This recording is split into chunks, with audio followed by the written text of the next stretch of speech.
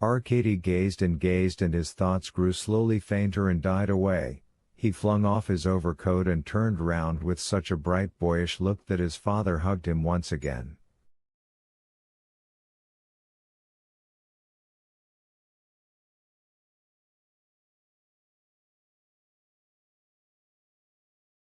"We're not far away now," remarked Nikolai Petrovich. "As soon as we get to the top of this hill the house will be in sight."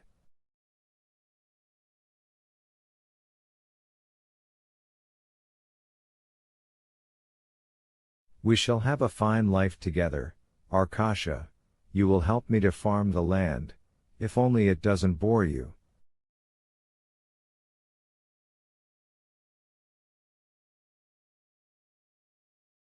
"We must draw close to each other now and get to know each other better, mustn't we?"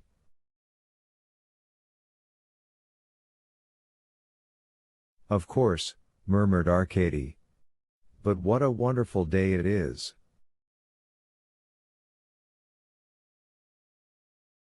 "To welcome you home, my dear one." "Yes, this is spring in all its glory." Though I agree with Pushkin, do you remember, in Yevgeny Onegin? "To me how sad your coming is, spring, spring, sweet time of love."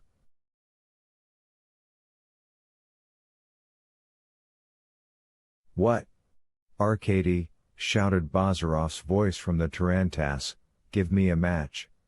I've got nothing to light my pipe with."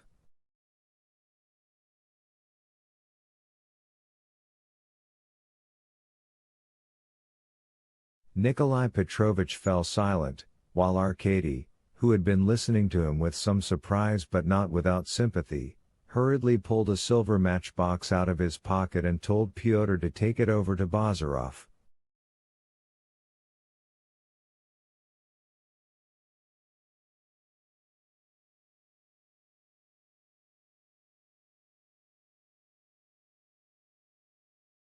"Do you want a cigar?" shouted Bazarov again. "Thanks," answered Arkady. Pyotr came back to the carriage and handed him, together with the matchbox, a thick black cigar, which Arkady started to smoke at once, spreading around him such a strong and acrid smell of cheap tobacco that Nikolai Petrovich, who had never been a smoker, was forced to turn away his head, which he did unobtrusively, to avoid hurting his son's feelings.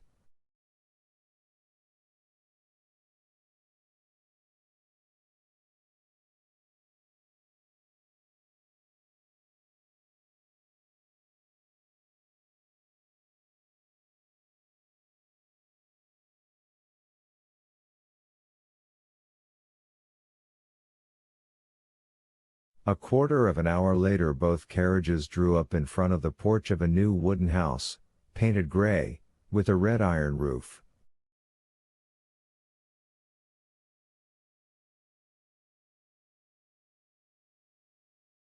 This was Marino, also known as New Hamlet, or as the peasants had nicknamed it, Landless Farm.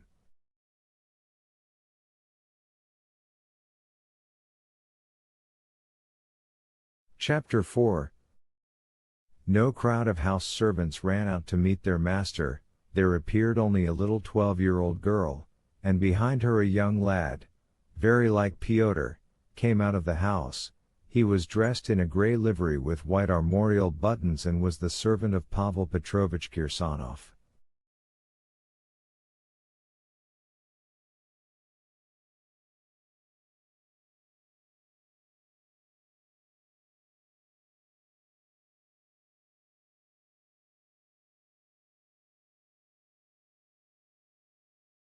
He silently opened the carriage door and unbuttoned the apron of the tarantass.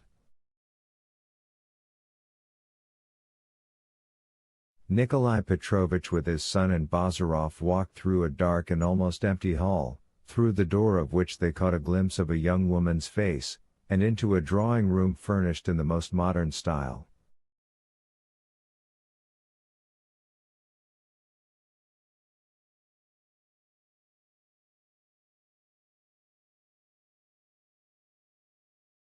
"Well, here we are at home," said Nikolai Petrovich, removing his cap and shaking back his hair.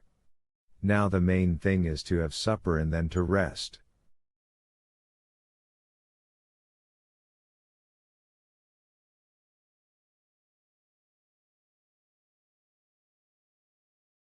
"It wouldn't be a bad thing to have a meal, certainly," said Bazarov, stretching himself, and he sank onto a sofa.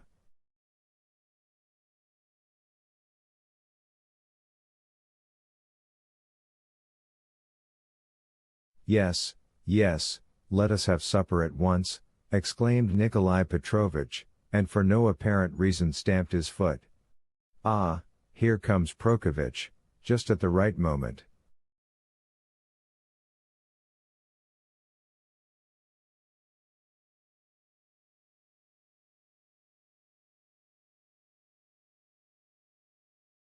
A man of 60 entered, white-haired, thin and swarthy, dressed in a brown coat with brass buttons and a pink neckerchief.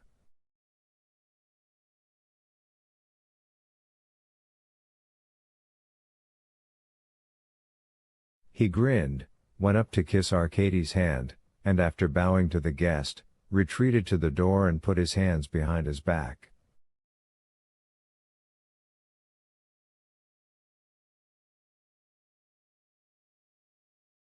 "Here he is, Prokofitch," began Nikolai Petrovich, "at last he has come back to us. Well? How do you find him?"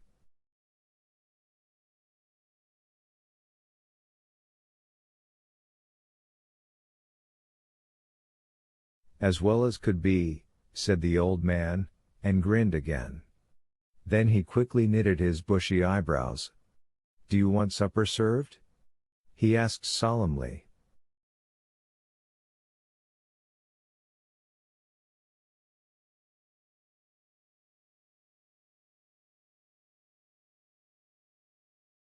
"Yes, yes, please."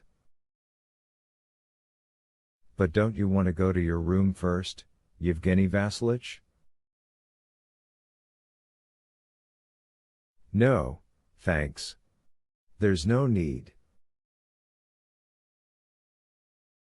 Only tell them to carry my little trunk in there and this garment, too," he added, taking off his loose overcoat.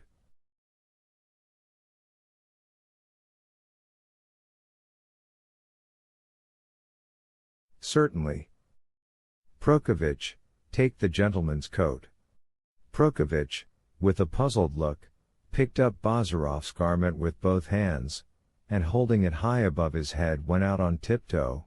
"And you, Arkady, are you going to your room for a moment?"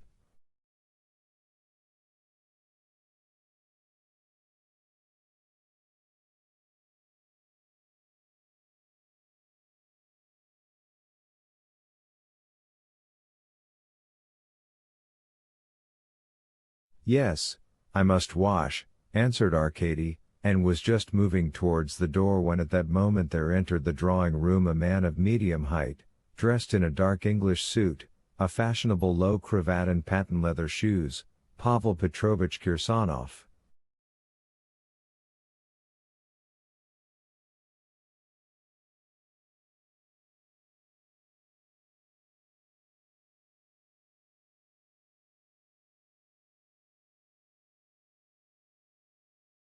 He looked about 45, his closely cropped gray hair shone with a dark luster like unpolished silver, his ivory-colored face, without wrinkles, had exceptionally regular and clear features, as though carved by a sharp and delicate chisel, and showed traces of outstanding beauty.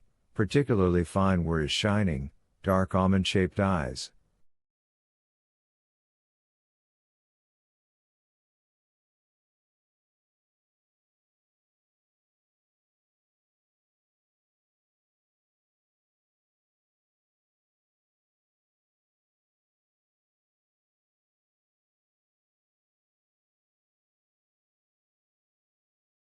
The whole figure of Arkady's uncle, graceful and aristocratic, had preserved the flexibility of youth and that air of striving upwards, away from the earth, which usually disappears when people are over 30.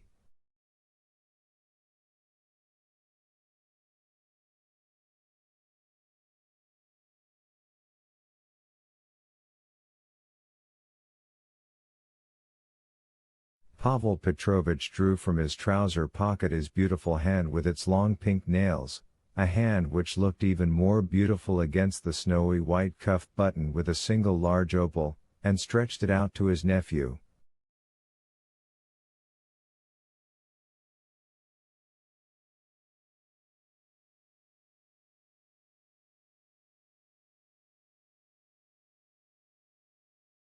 After a preliminary European handshake, he kissed him 3 times in the Russian style. In fact, he touched his cheek 3 times with his perfumed mustache, and said,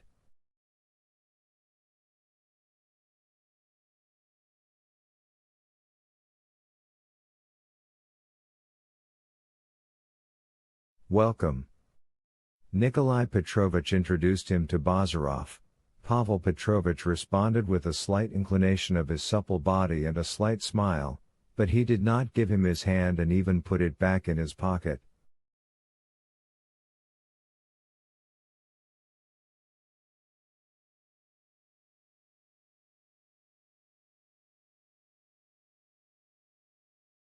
"I began to think that you weren't coming today," he began in a pleasant voice, with an amiable swing and shrug of the shoulders. His smile showed his splendid white teeth. "Did anything go wrong on the road?"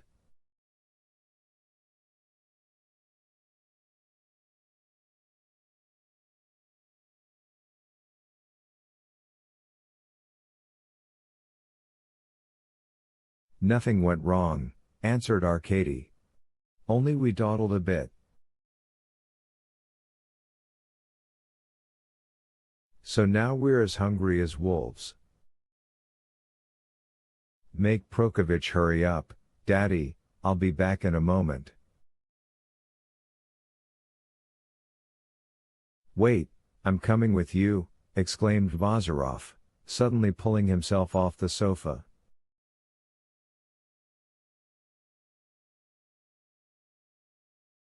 Both the young men went out. "Who is he?" asked Pavel Petrovich. "A friend of Arkash's, according to him a very clever young man." "Is he going to stay with us?" "Yes." "That unkempt creature?" "Well, yes." Pavel Petrovich drummed on the table with his fingertips.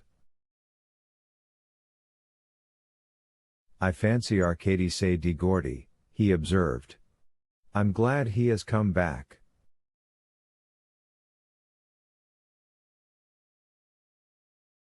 At supper there was little conversation. Bazarov uttered hardly a word, but ate a lot. Nikolai Petrovich told various anecdotes about what he called his farming career, talked about the forthcoming government measures, about committees, deputations, the need to introduce new machinery, etc.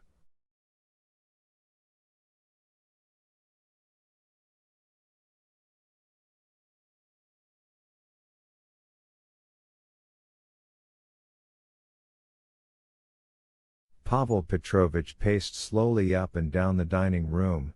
He never ate supper, occasionally sipping from a glass of red wine and less often uttering some remark or rather exclamation, such as "ah," "aha," "hmm."